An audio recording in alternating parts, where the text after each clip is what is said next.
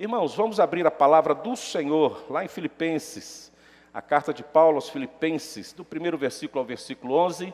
Nós temos aí o nosso tema para hoje, Vou Viver Assim em 2022, e o texto que Deus colocou em nosso coração está em Filipenses, capítulo 1, até o versículo 11. Meus assentados, eu estarei lendo, os irmãos estarão prestando atenção nessa leitura, que nos fala assim: Paulo e Timóteo, servo de Cristo Jesus, a todos os santos em Cristo Jesus, inclusive bispos e diáconos que vivem em Filipos, que a graça e a paz de Deus, nosso Pai, e do Senhor Jesus Cristo esteja com vocês.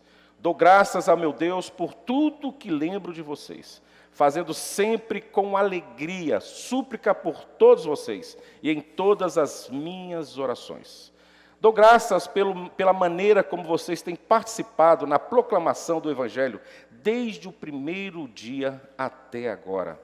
Estou certo de que aquele que começou boa obra em vocês há de completá-la até o dia de Cristo Jesus. Aliás, é justo que eu assim pense de todos vocês, porque os trago no coração, seja nas minhas algemas, seja na defesa e confirmação do Evangelho, pois todos vocês são participantes da graça comigo.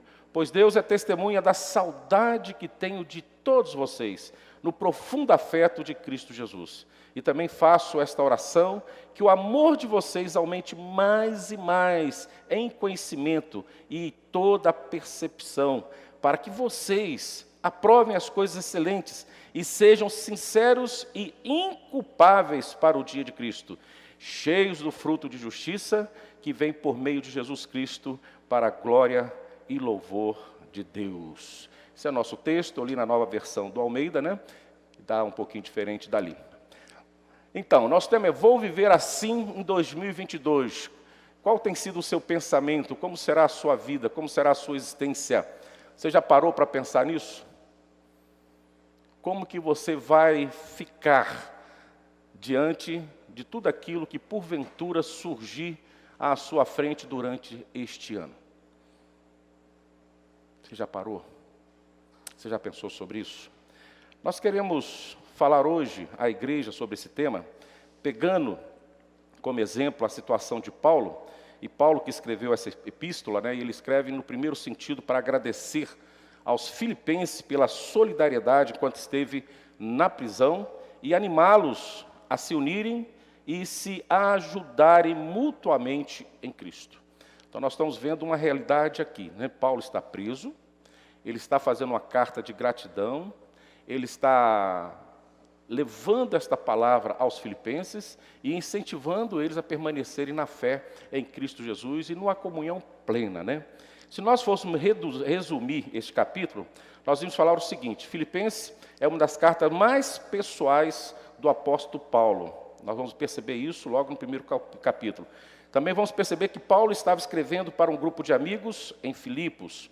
Nós vamos perceber que também a carta de Filipenses é conhecida como a carta da alegria. Isso é mencionado por 16 vezes nessa carta.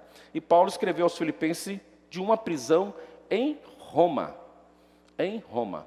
Quando você vê uma carta que tem como base a alegria, e quando você percebe que essa pessoa não tem as condições necessárias para falar de alegria para nós, mas ele se propõe a falar e nos aconselhar a viver desta forma, vivendo um momento tão difícil na sua vida, vivendo entre cadeias e algema, nós precisamos parar e pensar,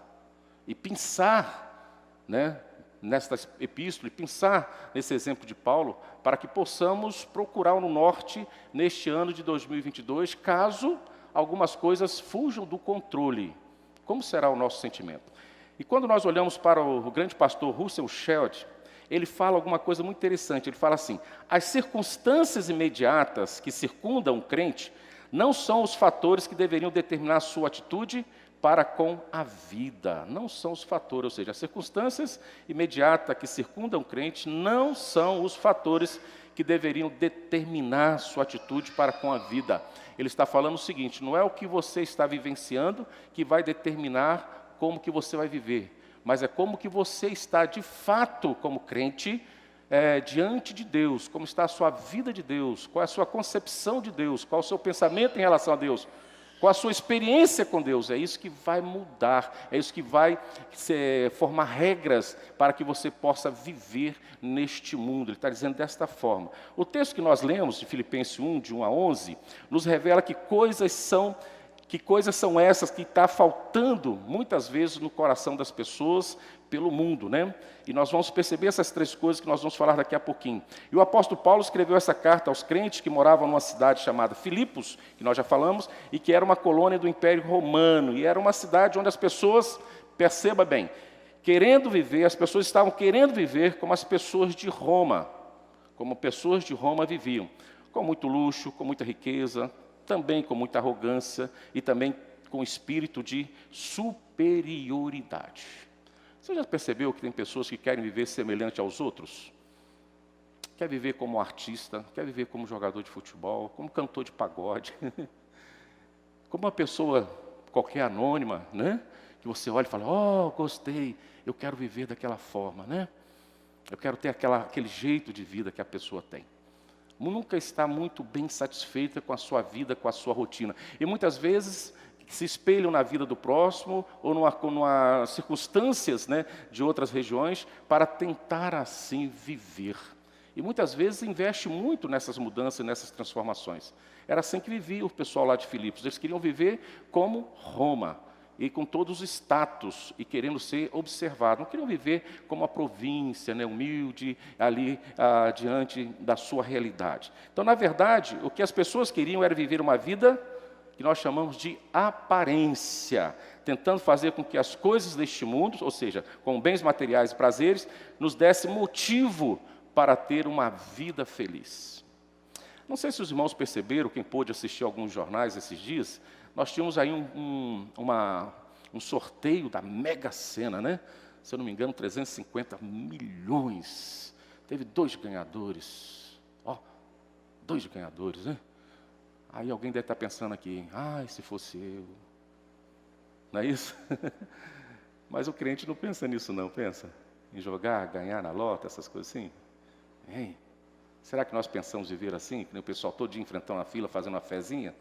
Faz uma fé nos números, mas esquece de botar o joelho no chão e esquece de botar a fé naquele que criou todas as coisas. Muitas vezes nós pensamos isso.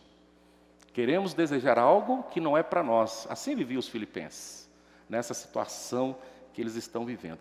Mas interessante que, enquanto ali o sorteio não acontecia, os repórteres faziam perguntas às pessoas, o que você faria se ganhasse 350 milhões? Você já parou para pensar, o que você faria? Aí uma resposta que eu achei mais interessante foi assim, eu nem pensei nisso ainda.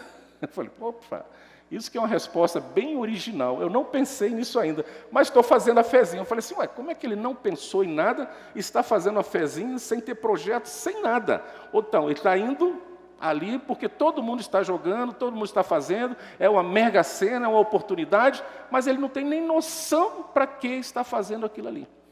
Está vivendo na expectativa de como os outros estão vivendo, mas não tem em si mesmo as razões para a sua própria existência, né? Então, muitas vezes, nós queremos olhar para o lado, olhar para as situações, para poder buscar uma motivação para a nossa existência. Então, o apóstolo Paulo escreve esta carta com o objetivo de agradecer aos filipenses por tudo que eles tinham feito por eles, mas também para orientar a respeito de como nós devemos viver a vida cristã neste mundo.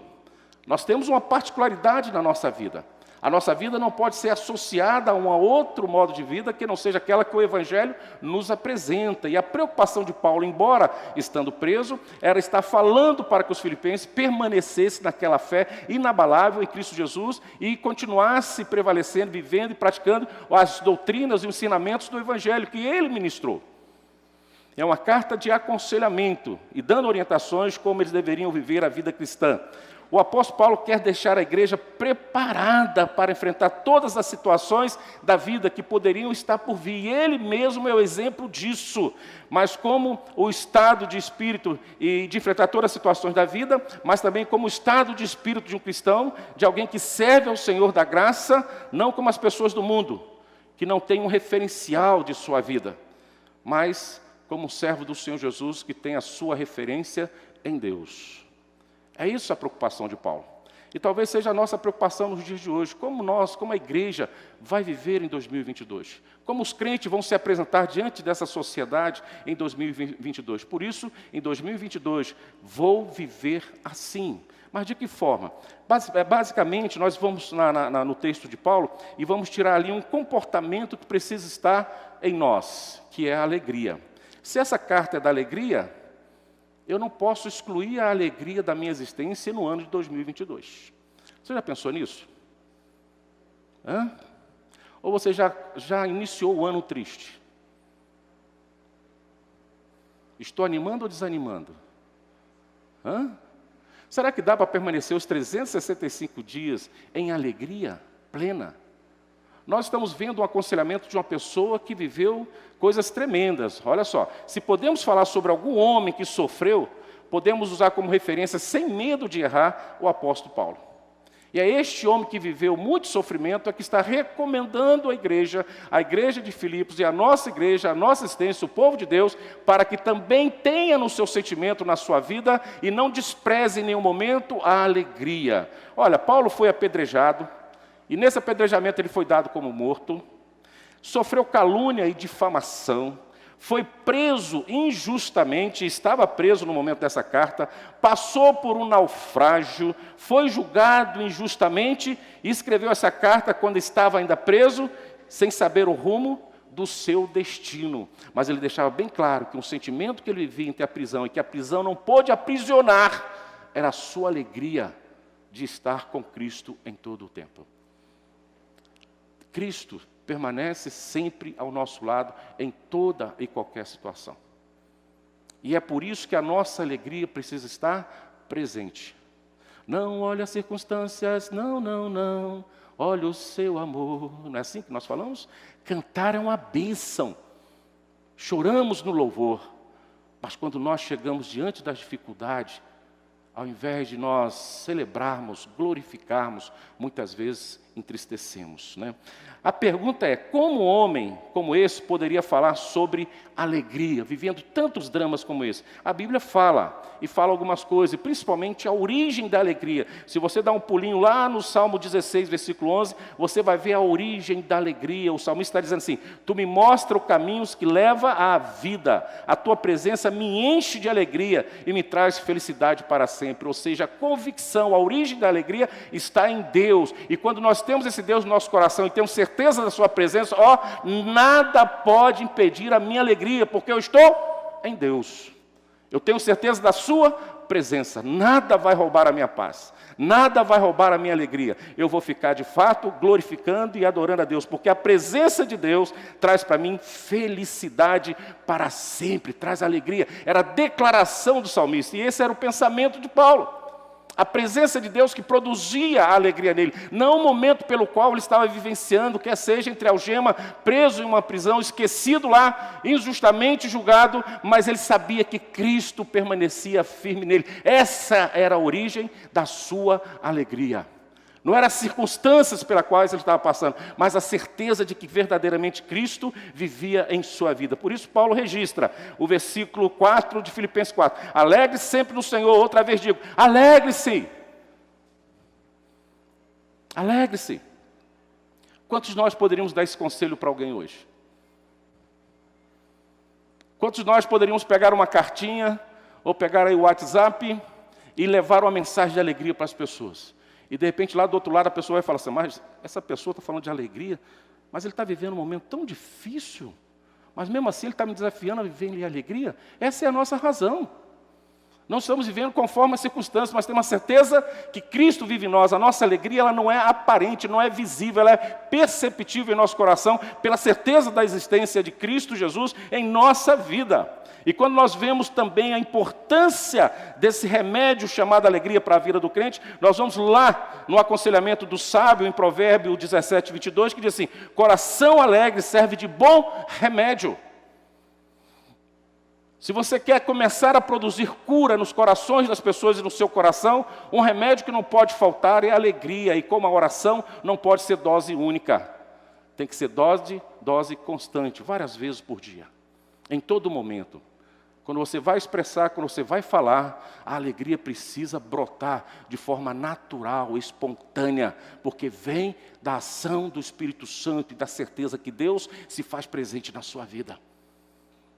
Assim que nós caminhamos. É por isso que muitas vezes, em outra versão, diz que coração alegre aformoseia o rosto. Ou seja, a alegria transforma a nossa aparência, o nosso rosto, nos torna pessoas agradáveis, semeadores de alegria, que lança semente, e daqui a pouco nós temos uma floresta, onde o fruto é alegria. O mundo vai estar jubilando e agradecendo por aqueles que trazem de fato a raiz da essência da alegria, que é Deus. E que nós lançamos a semente que brota em todos os corações. O Evangelho provoca isso em nosso coração. E quando isso é provocado em nós, nós não contemos essa ação de Deus em nossa vida, essa certeza, porque ter Deus no coração não tem coisa melhor, querido. Então nada pode substituir esta alegria tão presente, tão visível e tão sentida por nós, nada pode impedir que nós sejamos alegres, na nossa essência. Porque a alegria é gerada através da presença de Deus. Talvez muito que não tivesse passado nem pela metade do que ele passou, o que Paulo passou, já teriam se esquecido do que é sentir alegria. Muitas pessoas estão hoje vivendo tempos longos de tristeza, porque não têm a confirmação, a certeza da presença de Cristo no seu coração. E muitas vezes associa a presença de Cristo pelo momento que você está vivenciando. Ah, deu tudo certo? Graças a Deus. Ai, que alegria, está tudo bem na minha vida. Mas quando as coisas começam a ficar meio turbulenta, né? Difícil, aí nós fechamos o semblante, nos aprisionamos na tristeza, tomamos posse dela de uma forma tão verdadeira, que nossas palavras, nossa expressão, de longe, vai direcionar alguém a ser feliz. Porque já que as coisas não estão bem, eu não estou feliz. Sequer pode olhar e sentir que existe um Deus, que tudo pode mudar e transformar. A alegria que eu sinto hoje, irmãos, não é baseado no momento que eu estou vivenciando, mas é na certeza que tudo está no controle de Deus, e tudo Deus pode restaurar e consertar e trazer de volta e devolver. Então a alegria é gerada mesmo em situações difíceis, porque eu tenho convicção da vitória. Posso até estar chorando, mas eu sei que a alegria vai vir pela manhã.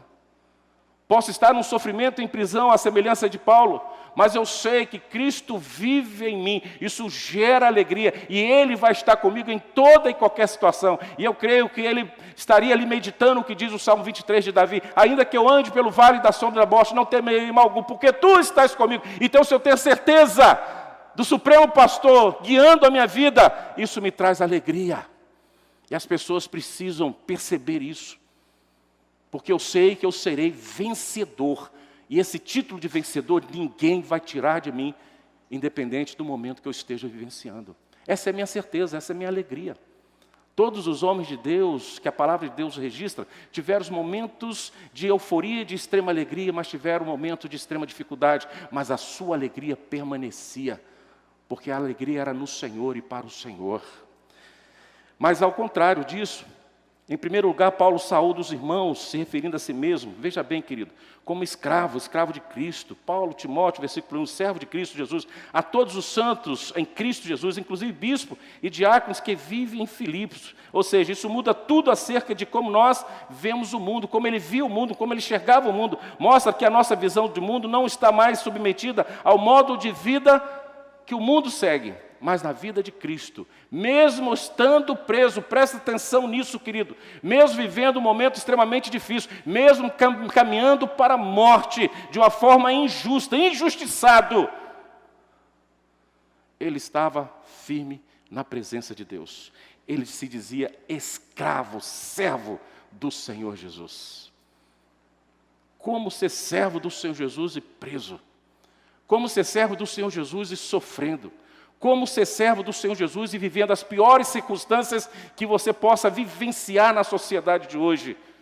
Isso se traduz numa resposta que não era prisão, não era o seu momento, que tinha força para roubar e substituir o seu sentimento de alegria para com Deus, porque ele sabia que podia contar com Deus e Deus se fazia presente ao seu lado, naquela cela, na sua vida, como se fez presente em todo o tempo da sua existência, no momento de naufrágio, quando ele esteve na prisão, quando ele esteve diante de uma serpente que picou a sua mão, quando ele estava nos momentos mais difíceis, Deus se apresentou com ele, a ele, e ele tinha certeza que isso ninguém poderia tirar do seu coração, e a sua alegria estava nessa certeza. Nada iria tirar isso do seu coração. Então, ser escravo de Cristo e se submeter a Ele com um coração grato e cheio de alegria, por pertencer a Ele, estar no controle das mãos de Deus e da vontade de Deus. Não se engane. Por mais que as situações estejam difíceis para nós, mas que o controle está perfeitamente na mão de Deus, e eu tenho convicção disso, creia, eu sairei vitorioso. E é por isso que a alegria brota antes mesmo do resultado final. Porque o resultado final eu já sei, eu já conheço. Eu tenho certeza disso. E é por isso que Paulo fala de alegria, prega alegria, incentiva para que o povo se alegre, porque Deus se faz presente em todo o tempo da sua existência. Se nós somos servos, somos escravos de Deus, nós sabemos que Deus tem um domínio perfeito sobre todas as coisas que envolvem a nossa existência. Isso fica claro quando o apóstolo começa a sua oração. Olha o verso 3 e 4. Dou graças ao meu Deus por tudo que lembro de vocês. Ele está dentro de uma prisão e glorificando a Deus porque alguém não está preso, porque um grupo não está preso, não está vivenciando a mesma situação que ele está vivendo. Ele se alegra nisso, ele se consola nessa certeza. Dou graças ao meu Deus por tudo que me lembro de vocês, fazendo sempre com alegria, súplica por todos vocês em todas as minhas orações. Eu não sei se você já conseguiu orar sorrindo. Talvez alguém aqui nunca sorriu na oração. Será que isso está escrito na Bíblia? Não dê risada quando estiver orando. Tá? Não transmita plenamente a sua alegria, a sua satisfação com Deus quando estiver orando. Está escrito. Irmãos, orar é uma conversa com o Pai. Se tem algo que mais me impressiona e me emociona, é quando o meu filho chega diante de mim dando gargalhada. Eu sei porque ele está feliz. Eu sei que ele está satisfeito. E a alegria dele é expressar a sua alegria para o Pai. Assim também é a minha alegria, assim é a alegria de Deus, quando nós sentamos e oramos e falamos com Ele com alegria, e Ele percebe que nós estamos satisfeitos com Ele, independente da nossa situação. Eu fico percebendo Paulo numa cadeia, orando, celebrando, glorificando, sorrindo, e aqueles que tomavam conta deles ali, os guardas, os sentinelas, olhavam e falavam assim: não estou entendendo, esse cara está caminhando para a morte, mas ao mesmo tempo ele tem alegria, ele conversa com o seu Deus com alegria, mas o seu Deus não está fazendo nada para libertar ele, mas nada pode tirar a alegria do seu coração, porque ele está diante do Pai, e Deus está satisfeito com ele, e ele com o seu Deus. É isso que norteia a alegria do cristão. E quando nós olhamos alguém que está à nossa frente, independente da sua situação, nós também precisamos incentivar a alegria, mesmo que nós não estejamos no momento, aos olhos dos homens, muito preparado ou em condições de falar. Mas nós temos que falar, porque a nossa alegria está em Cristo, está em Deus. Ele faz questão de destacar que a sua oração pelos filipenses era com alegria. E quando ele se recordava dos irmãos, ele fazia a sua oração com alegria, mesmo quando estava nessa dificuldade, nessa provação. Talvez essa não seja a realidade de muitas pessoas aqui, que esteja transbordando alegria. Talvez alguém aqui chegou hoje ferido, triste, desconsolado, sem esperança, com pensamentos ruins, chegou aqui ausente de toda alegria. Talvez você esteja sendo como aquelas pessoas que estão olhando à procura em algum lugar de alegria, mas estão olhando no lugar errado. Porque o lugar certo para que você enxergue a alegria e sinta a alegria é em Deus. Há um tempo atrás, dando uma palestra e aconselhando alguns jovens, alertei eles para algumas verdades que a palavra de Deus nos orienta em relação ao comportamento do mundo, em relação ao comportamento como servo de Deus. O mundo tem interesse em nós, mas primeiro, quando você está com plena saúde, principalmente a juventude. Como você tem amigos quando você tem saúde? Adoece para você ver. Quebra um braço e vê se alguém vai lá botar sua matéria a limpo. Quebra. Fica em casa algum tempo para ver se alguém vai lá estudar com você. Fica. Se alguém vai te convidar você para alguma festa. Agora, quando você está bom, não falta convite. Não é isso? Fica doente. Onde estão os amigos? Vai ficar internado. Tenho quase 13 anos trabalhando como capelão no hospital. E o que eu vejo de jovens abandonados e sozinhos não é brincadeira. Cadê os seus amigos? Ninguém nem passa perto. Uns falam que tem medo de hospital, outros falam que não tem tempo, outros já arrumaram outros amigos e botaram no meu lugar. Já deletaram. O mundo está interessado enquanto você é jovem, enquanto você tem força, enquanto você tem saúde. Segundo, enquanto você tem dinheiro. Enquanto você tem dinheiro. Você é convidado, você é observado. E às vezes é a forma de nós selecionarmos as nossas amizades e selecionarmos aqueles que vão estar no meu aniversário, ou aqueles que vão estar no aniversário dos meus filhos, ou aqueles que vão estar no meu casamento, ou aqueles que vão estar no momento muito feliz da minha existência. Então eu seleciono quem é que eles podem de fato fazer parte daquela festa. Mas vira um pobre de uma noite por dia. Ficam à noite desejando comer o que os porcos comem, para você perceber se você vai encontrar algum dos seus amigos pronto para comprar o marmitex para você. Te dar um almoço digno. O mundo interessa em nós quando nós estamos perfeitamente ajustados para a realidade dele. Quando nós perdemos essa força, eles nos rejeitam, nos abandonam. E sabe quem é o único que está pronto para nos receber de volta do jeito que estamos? Deus, o Pai. Essa é a alegria de Paulo. Saber que o Senhor está com ele, independente da situação. Olha lá, Lucas 15, a parábola do filho pródigo. Olha o que aconteceu com ele. Enquanto ele tinha tudo que poderia oferecer aos outros, ele tinha muitos à sua volta. Quando ele perdeu tudo, todo mundo se afastou. E ele teve a sua companhia principal, os porcos. E ainda desejou comer as alfarrobas dos porcos. Porque não tinha ninguém para lhe estender a mão. São as parábolas do Senhor Jesus. Mas quem estava lá para devolver a alegria ao seu coração? O Pai, do jeito que ele estava. Então, se você hoje está triste, se você hoje está assim com um sentimento que não traz alegria, fica tranquilo. O Pai está de braços abertos para lhe entregar de volta a alegria a você. Porque é um sentimento que Ele gosta de ver e que te faz bem, que muda a sua história, a sua trajetória. E quando nós olhamos também para a palavra de Deus, irmãos, nós vamos ver como explicar a palavra do profeta Abacuque, lá no capítulo 3, 17 e 18, quando diz assim: mesmo não florescendo a figueira, não havendo uvas nas videiras, mesmo falhando a safra de azeitona, não havendo produção de alimento, ou seja, uma catástrofe sem precedente nas lavouras, nem ovelhas no curral, nem bois nos estábulos, acredite, diante de uma declaração direcionando e formatando uma situação de um desastre sem precedente, ele no versículo 18, ele traz algo para nós. Ainda assim, eu exultarei no Senhor, e perceba, e me alegrarei no Deus da minha salvação. É loucura, né? Por isso que Deus escolheu você. Por isso que Ele nos escolheu. Porque só pode alegrar quando tudo está perdido e ter sentimento de alegre, aqueles que verdadeiramente crê que o Senhor está pronto para salvá-lo em algum momento.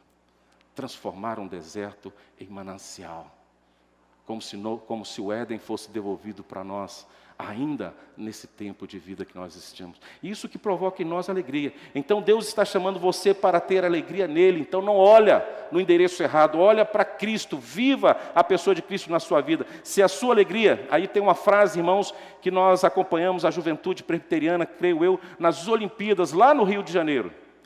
Existia uma frase de evangelização muito interessante que o pastor J.R. levou, na época ele era secretário sinodal nacional de juventude. Ele levou essa frase com a juventude para o Maracanã e colocou lá assim: se a sua alegria dura apenas 90 minutos, experimente Jesus. Nunca mais esqueci essa frase. E essa frase ficou ali na porta do Maracanã. Todo mundo que entrava para ver um jogo de futebol, 90 minutos, alegre, festivo, independente do resultado, todo mundo confiante da vitória. E aí a frase era de impacto: se a sua alegria dura apenas 90 minutos, experimente Jesus. Se a sua alegria tem um prazo de validade, experimente Jesus.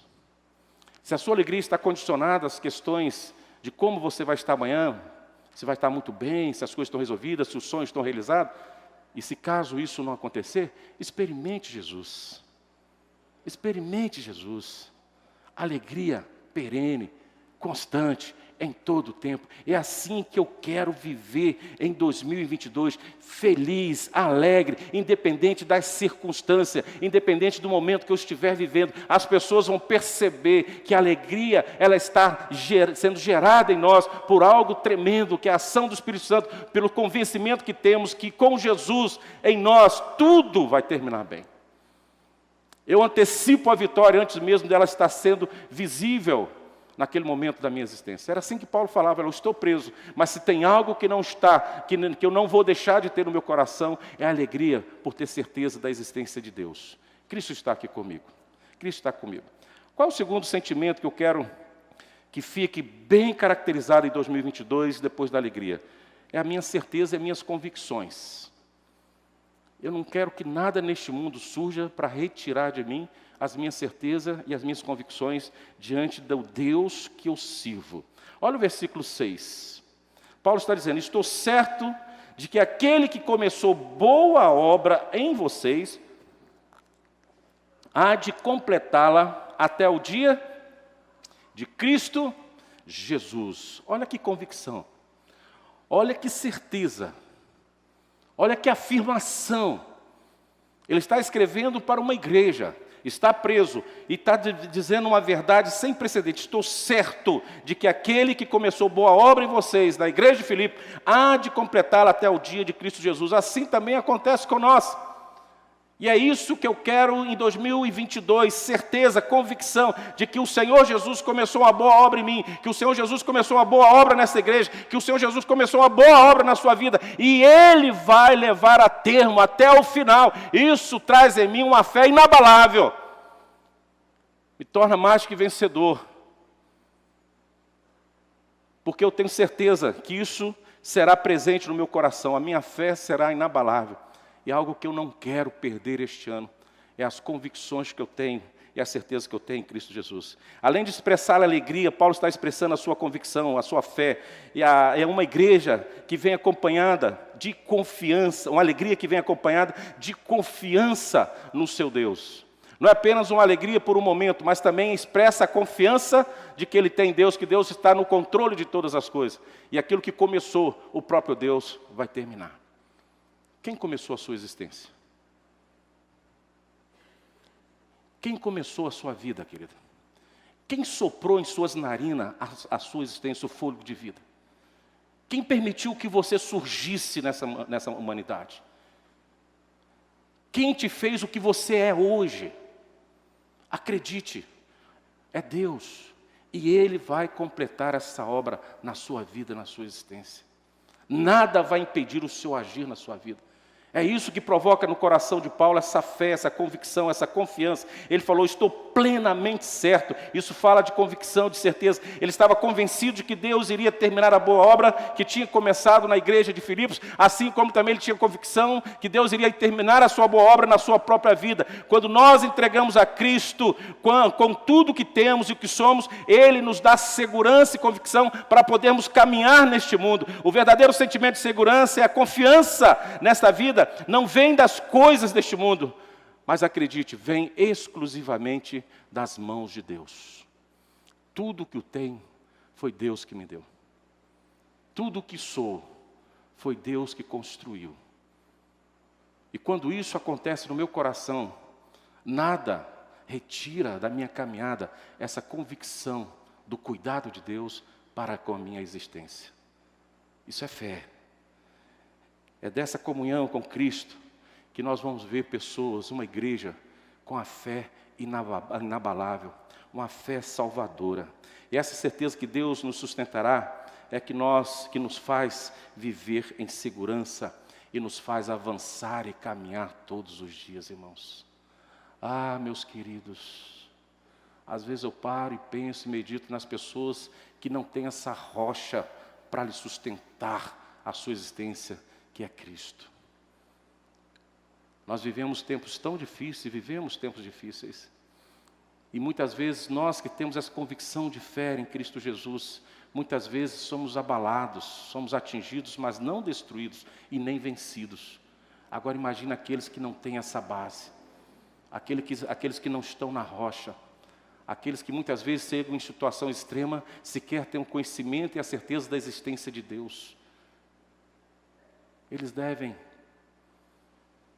chorar de tristeza, devem perder a esperança, o desespero deve bater, mas aqueles que têm Jesus, aqueles que têm Cristo, têm que vir com essa convicção que aonde ele estiver, do jeito que ele estiver, Deus estará lá presente. Quando eu retorno na palavra de Deus e vou lá em Isaías 43, versículo 2, nós vamos ver também o profeta dizendo algo, da onde está a sua certeza, a sua convicção que vem da palavra de Deus, quando ele diz assim: quando você atravessar as águas, eu estarei com você. Deus está falando. E quando você atravessar os rios, eles não o encobrirão. Deus está falando. Quando você andar através do fogo, você não se queimará. É Deus que está falando, o quarto homem na fornalha. Não se queimará. As chamas não o deixarão em brasas.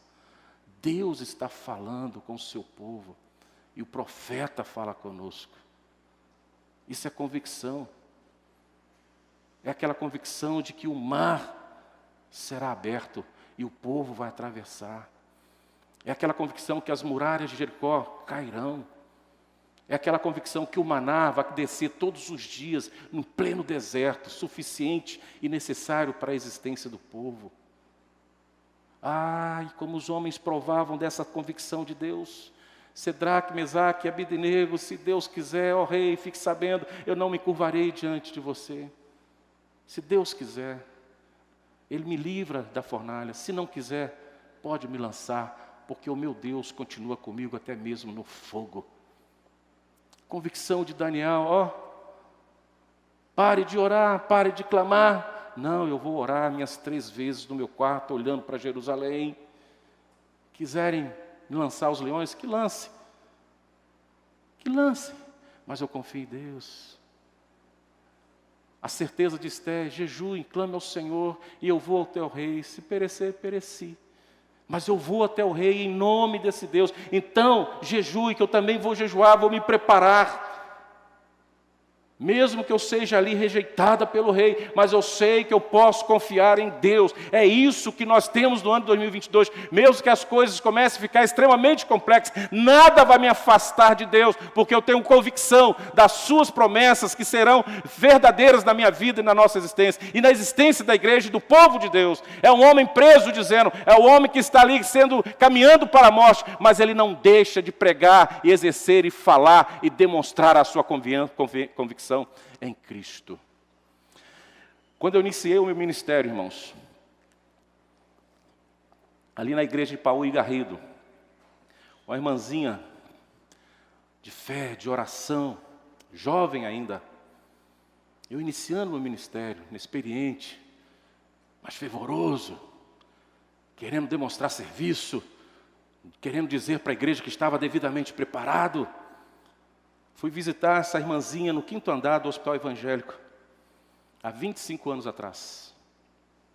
Estava com câncer em fase terminal. Fase terminal. Terminando mesmo. Eu cheguei na igreja e peguei aquela situação. E fui lá visitá-la.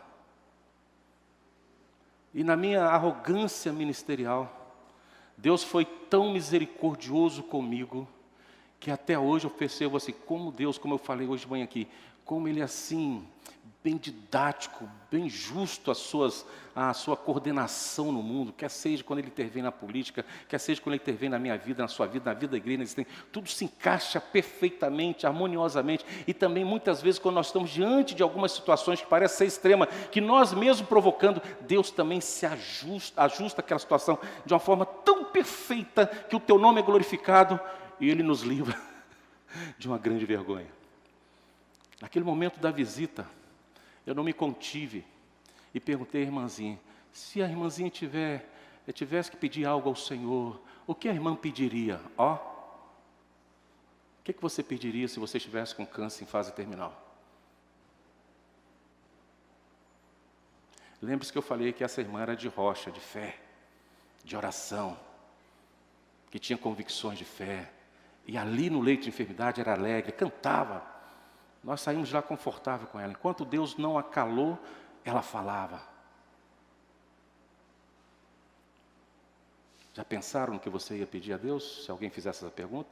Você está em fase terminal, declarada.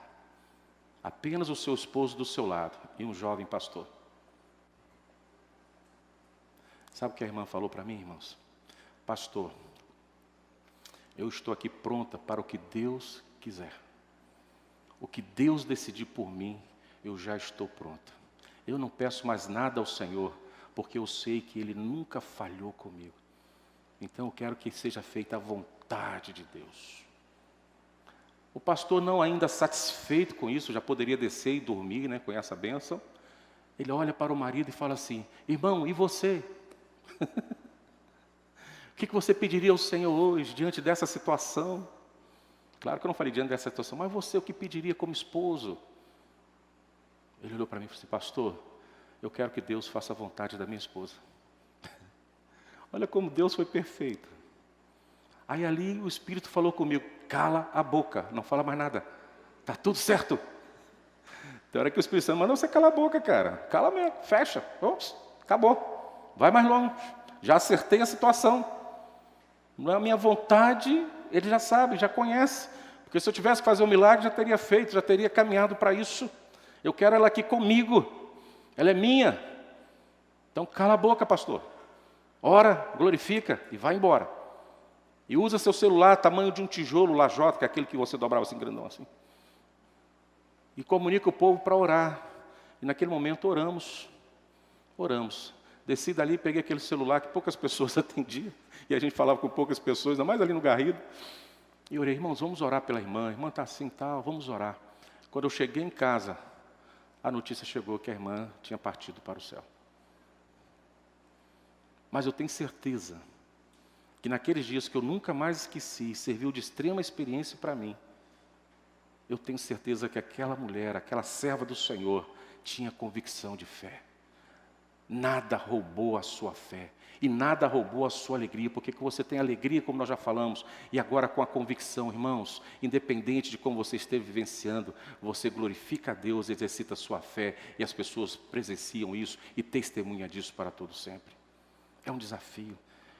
Certeza da presença e do cuidado de Deus em toda e qualquer situação. Essa é a nossa convicção. Devemos ter certeza que o mesmo Deus que operava e opera ainda hoje, é o mesmo Deus de Paulo, é o mesmo Deus que está conosco, é o mesmo Deus que está com Filipenses, é o mesmo Deus que está em todo o tempo, em todo lugar diante de nós. É o Deus que está aqui agora diante de nós. Por isso confiamos cada vez mais na obra de Deus e vamos andar certo de que aquele que começou a boa obra em nós há de completar esta boa obra.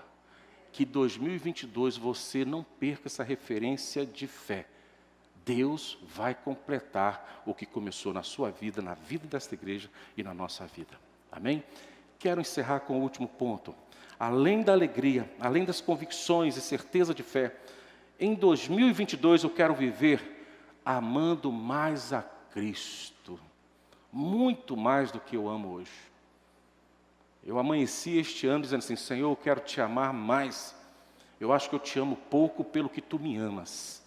Eu quero te amar mais. Eu quero ir ao fundo desse sentimento, explorá-lo com toda a minha força para demonstrar o meu grande amor para contigo. Interessante que Paulo também está fazendo isso de uma forma toda especial, preso. Você consegue amar alguém que aparentemente te ignorou? Você consegue amar alguém que você tem convicção que pode resolver o seu problema, mas por algum motivo não quis resolver? Você consegue amar alguém assim? Paulo está dizendo que ele ama e quer amar, e está aconselhando a igreja de Filipe a amar a Deus cada vez mais, e um homem que está preso. Ele está dando um conselho para que a igreja não perca essa referência na sua existência, de amar em todo o tempo a Cristo Jesus, sem precedente, independente dos momentos que estamos vivenciando. Essa é a nossa referência, amar a Deus. No versículo 9, Paulo muda esse foco da sua oração, de uma ação de graça para um pedido, um desejo pessoal para que o amor dos filipenses aumentasse mais e mais. Dá uma olhadinha, versículo 9. E também faço esta oração, que o amor de vocês aumente mais e mais em conhecimento e toda percepção. Quem já orou assim por mim aqui?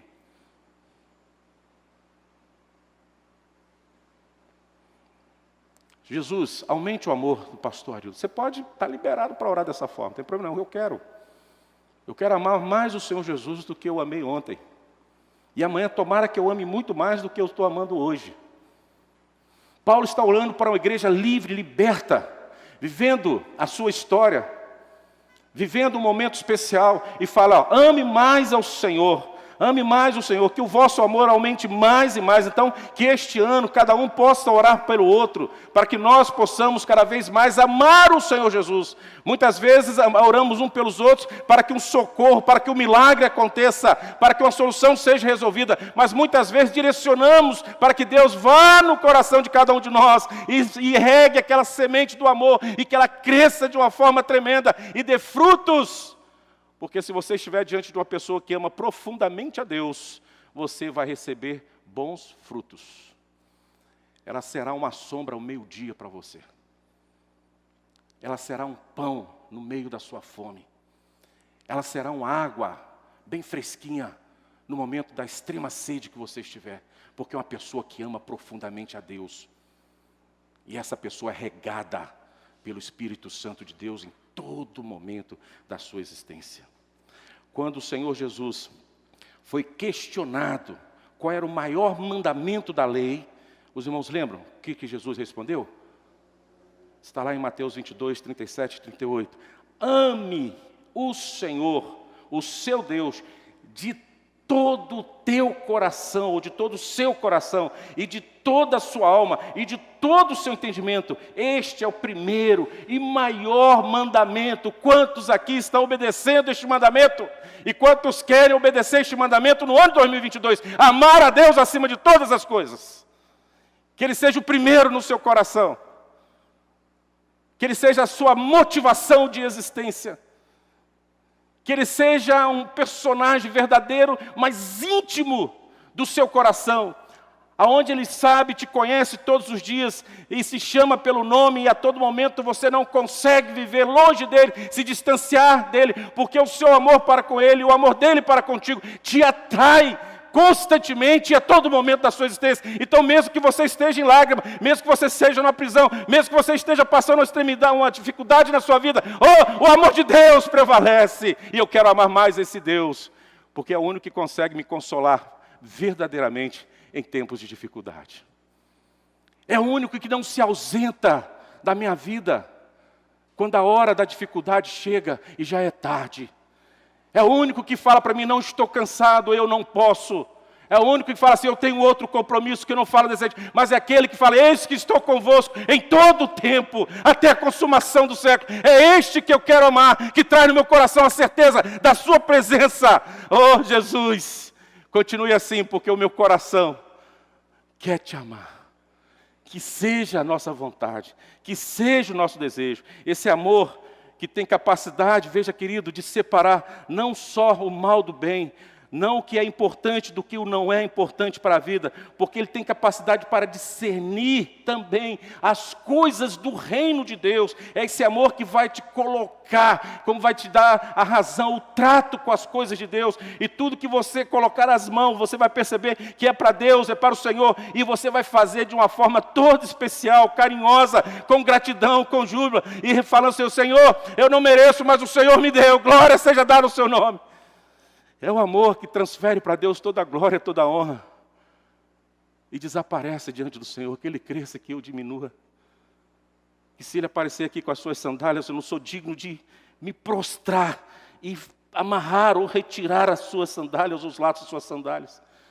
É aquele amor que quer que o Senhor apareça totalmente e que nós possamos ficar escondidos atrás dele, mas que ele sabe que nós estamos ali, porque o amamos profundamente, mas quem tem que aparecer à nossa frente sempre é ele, e o que faz isso é o nosso amor. Em outras palavras, o amor que não se preocupa em conhecer também, biblicamente falando, não é amor. Quando nós não queremos conhecer o Senhor Deus à luz da palavra dele, não é amor. Muitas vezes queremos conhecer Deus por um louvor, por uma poesia. Muitas vezes queremos conhecer Deus pela natureza, por um pássaro, pelo sol, pelo arco-íris. Ah, que Deus!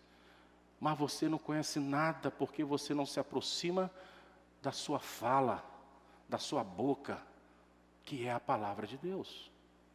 Se eu quero de fato amar ao Senhor mais do que eu amei ontem, eu tenho que voltar à palavra de Deus intensamente, muito mais do que eu estava no ano passado envolvido com a sua palavra. Eu quero conhecê-lo plenamente como ele é, em todo seu poder, em toda a sua força.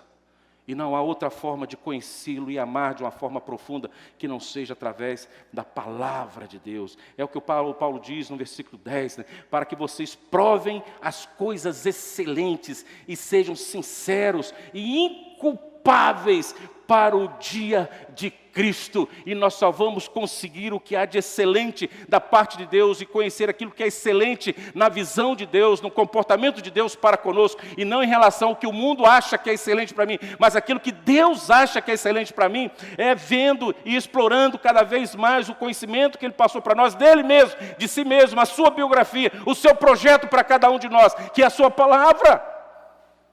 Não tem como eu atravessar esse mar, esse deserto de 2022, sem conhecer plenamente o meu Deus. E assim conhecendo, eu vou amá-lo mais, porque eu vou ver que a sua misericórdia dura para sempre. Eu vou ver que o seu plano para mim é perfeito e nada pode ser destruído e impedir o que aconteça na minha vida. Quando eu vejo os seus feitos poderosos, eu glorifico a Deus e percebo, esse é o meu Deus. Então não há nada em 2028 que possa me amedrontar e trazer medo à minha vida, porque esse Deus que é amor e que eu amo, vive na minha vida.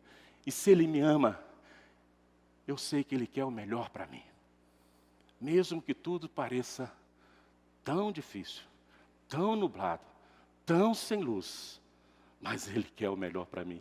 E o melhor de Deus é infinitamente melhor do que o mundo quer oferecer para nós, para que vocês provem as coisas excelentes e sejam sinceros e perceba, inculpáveis para o dia do Senhor. É aquele dia que você vai chegar santo, perfeito, agradável a Deus, e vai poder tocar naquele que é santo, que sempre foi santo, que é o Senhor Jesus, o nosso Deus, e abraçá-lo, porque ali há pessoas inculpáveis, em nome do Senhor Jesus, que foram transformadas, lavadas e regeneradas pelo sangue do Cordeiro, e viveram este amor intensamente, uma intimidade com Deus, que agora Ele vai dizer, vinde, bendito de meu Pai, vinde meu filho, vinde aquele que eu amei, vinde aquele que me amou, e agora entre e contemple tudo que eu preparei para vocês em amor. Você ainda vai resistir isso? Você ainda vai querer amar outra coisa que não seja Deus? Você quer focar o seu amor em um endereço errado?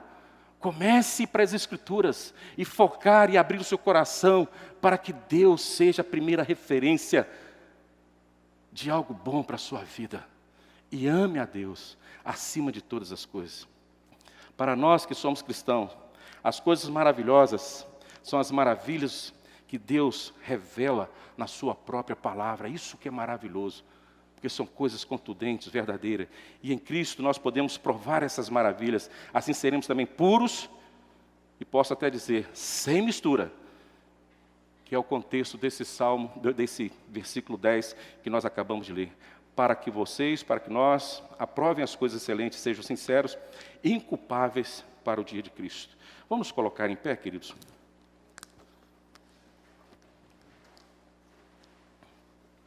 Eu quero concluir. Deus quer que sejamos, primeiro, um povo alegre, um povo feliz.